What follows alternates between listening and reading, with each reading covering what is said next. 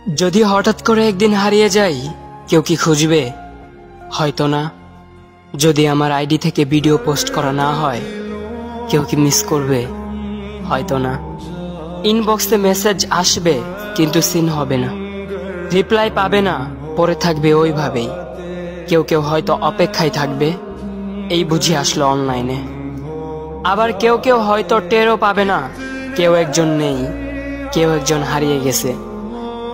হঠাৎ একটা সময় কারোর হয়তো মনে পড়বে, কে জানি আর নেই।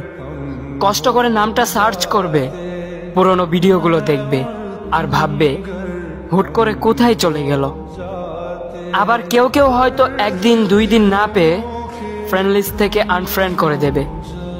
যখন আমি থাকবো না, তখন আমার স্মৃতি কারোর মনে পড়বে, হয়তো পড়বে, আবার হয়তো পড়বে না। তবে হারাতে হবে, হারাতে হয়, হারিয়ে যাওয়াই নিয়ম। পার্থক্য একটাই, কেউ আয়োজন করে হারায় আর কেউ হুট করে হারায়। আমি না হয় হুট করেই হারিয়ে যাব।